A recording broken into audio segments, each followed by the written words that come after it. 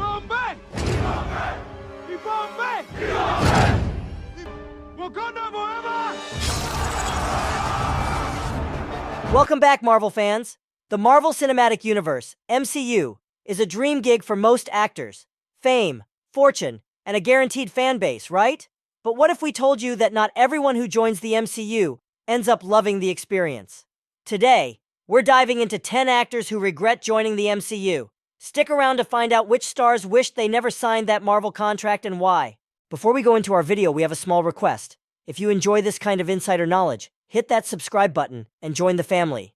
Every like, every comment, every new subscriber helps us keep bringing you insights you won't get anywhere else. Thank you for your support. Let's get right into it. 10. Hugo Weaving, Red Skull. Kicking off our list is Hugo Weaving, who played the iconic villain Red Skull in Captain America, the First Avenger.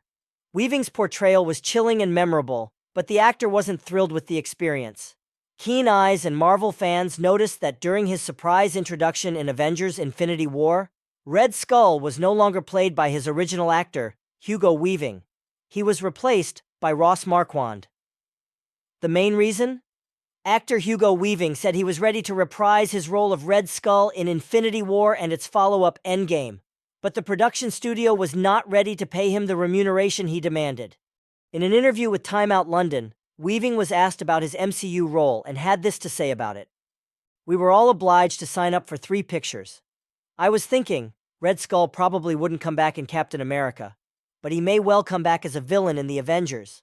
By then, they'd pushed back on the contracts that we agreed on, and so the money they offered me for the Avengers was much less than I got for the very first one, and this was for 2 films. And the promise when we first signed the contracts was that the money would grow each time. So while he may not have hated playing the Red Skull, he most certainly regrets the time he spent negotiating a fair contract with Marvel." 9. Idris Elba, Heimdall. Next up is the charismatic Idris Elba, who played Heimdall in the Thor films. Despite being a fan favorite, Elba felt stifled in the role. After shooting Thor: The Dark World, he openly expressed his frustration, saying it was like torture. He even mentioned feeling like he was in jail during the filming of certain scenes. His sentiments about the experience were far from flattering.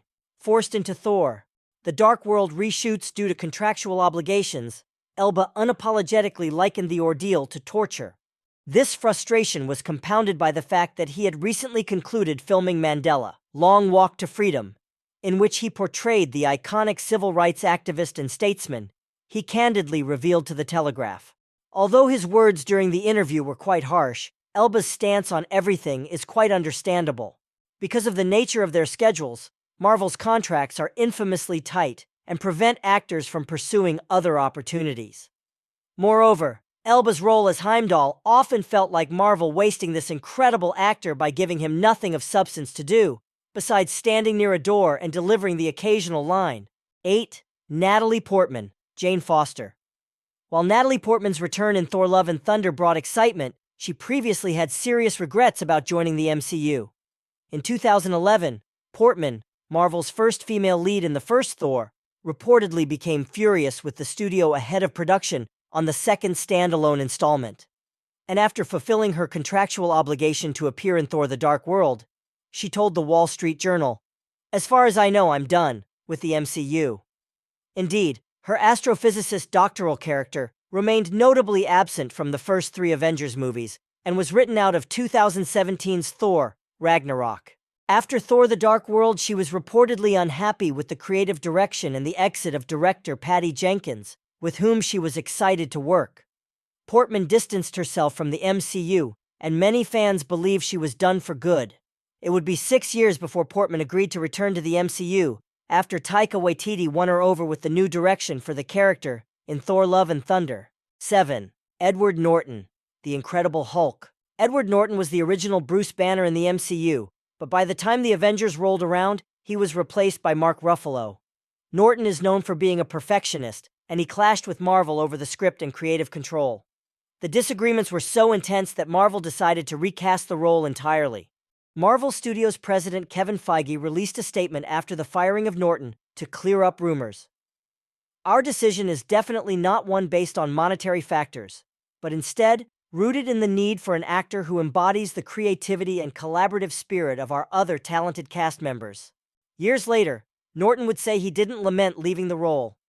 I think you can sort of do anything once, but if you do it too many times, it can become a suit that's hard to take off in other people's eyes. 6. Terrence Howard, Rhodey, War Machine. Terrence Howard was originally cast as Rhodey in Iron Man, but by Iron Man 2, he was replaced by Don Cheadle. According to Business Insider, Howard agreed to a 3-picture deal with Marvel, in which he says he was supposed to earn $8 million for the second film. When it was time to return as Colonel James Rhodes, Howard claims a portion of his expected compensation had been drastically cut short because it was given to Robert Downey Jr., the lead for Iron Man. Howard also claims he was responsible for helping Downey Jr. land the prized role.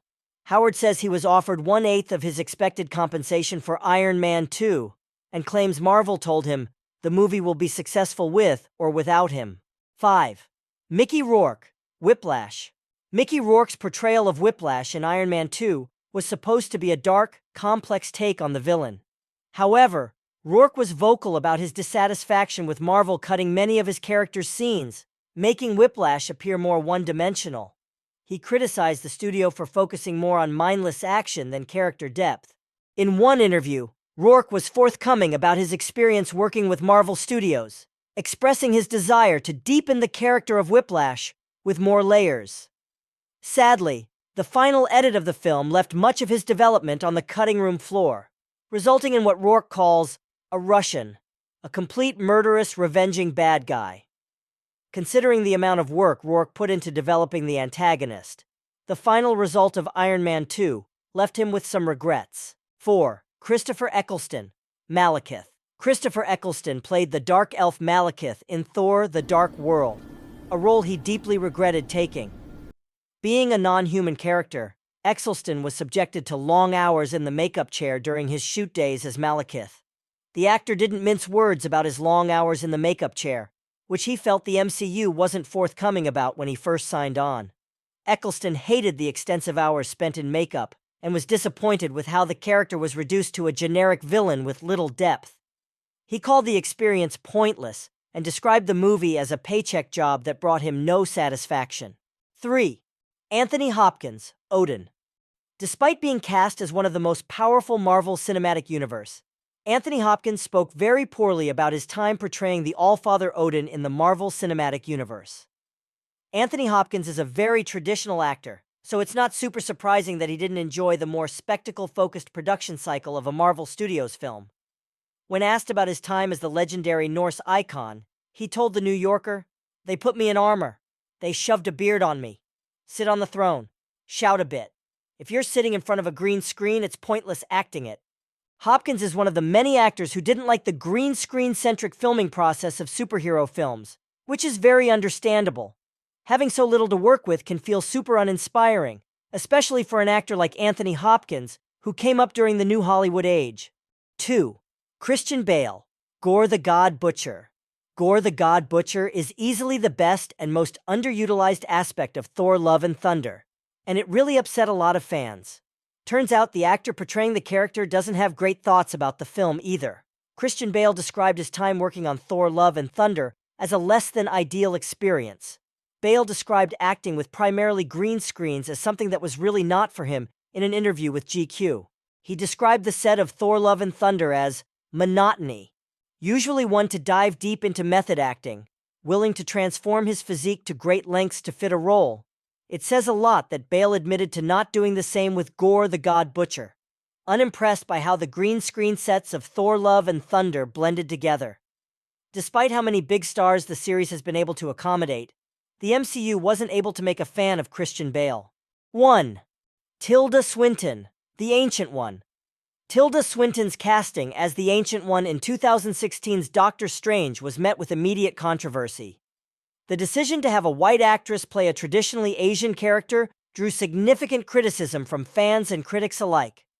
Director Scott Derrickson defended the choice at the time, explaining that it was a deliberate attempt to avoid the negative stereotypes associated with the wise old Asian mystic trope, particularly the problematic Fu Manchu archetype. However, the backlash didn't fade away after the film's release. Years later, Marvel Studios president Kevin Feige openly admitted that the decision was a mistake. He acknowledged that they could have avoided perpetuating stereotypes while still casting an Asian actor for the role. This public statement marked a rare moment of self-reflection from the studio, as Feige recognized the missed opportunity for better representation. Tilda Swinton herself expressed agreement with Feige's sentiments. She stated she was very, very grateful for his acknowledgement of the casting misstep. Swinton admitted that while the intentions behind her casting may have been good, the outcome was far from what was hoped for. And there you have it, 10 actors who regret joining the MCU.